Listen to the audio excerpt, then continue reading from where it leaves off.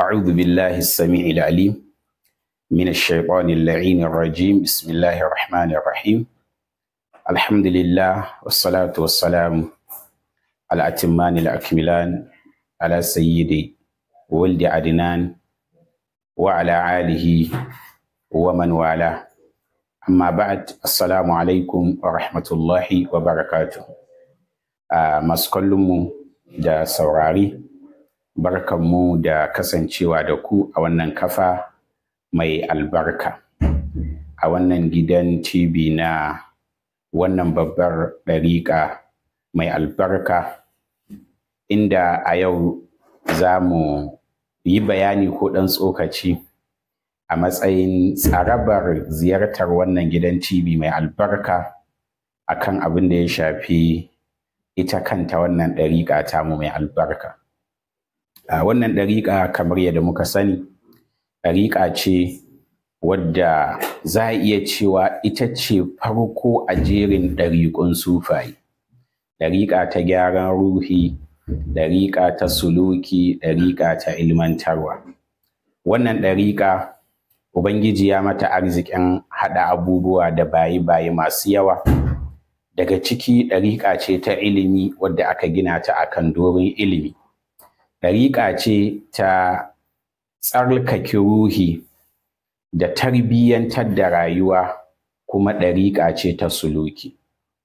Alhamdulillahi, wannan ɗariƙa ita ce ɗariƙa ko tana ɗaya daga cikin gimshiƙan da mujaddadin addini a wannan daula Usmaniyya ya kafa wannan daula da ita.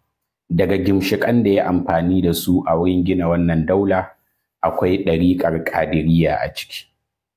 Ɗariƙar ƙadiriyya ita ce tushen wannan haske da muke cikinsa na addinin musulunci a cikin wannan daula, a wannan gari, a wannan ƙasa tamu mai albarka.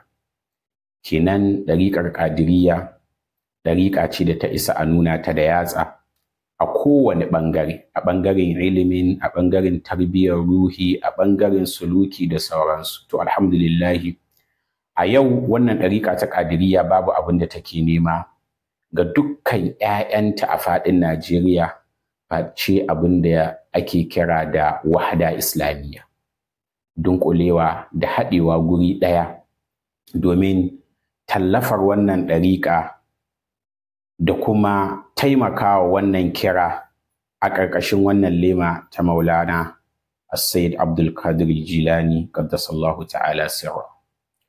Muna kira ga ɗaukacin 'yan uwa ƙadirawa, Muhammadawa akan haɗin kai da kuma tsari kyakkyawa wanda za mu bar wa 'yan baya, ko mu ce 'ya'yanmu da jikokinmu a nan gaba insha Allah. Kamar yadda aka haife mu a wannan ɗariƙa, muka tashi a wannan ɗariƙa, alhamdulillahi, to haka muke fatan 'ya'yanmu su rayu akan wannan ɗariƙa kuma su tashi akan wannan ɗariƙa. To muna kira ga ɗaukacin 'yan uwa Muhammadawa akan abin da ya shafi haɗin kai da muhimmantar da shi a ko'ina, kamar yadda Ubangiji ya mana umarni, wa'tasimu bihablillahi jami'an wala tafarraqu. Dukanmu mu haɗu a guri ɗaya, kada mu rarraba. Wannan rarrabuwa za ta zama fashali gare mu, haɗuwa kuma za ta zama shine sanadiyan nasararmu. To alhamdulillahi, ba tsawaita jawabi zan yi ba, insha Allahu, kiran da muke yi wa 'yan uwa kenan a wannan kafa, a wannan gidan TV mai albarka, akan abin da ya shafi haɗin kai. Ɗariƙa abu ne wanda ya shafi renon ruhi da tsalkake shi.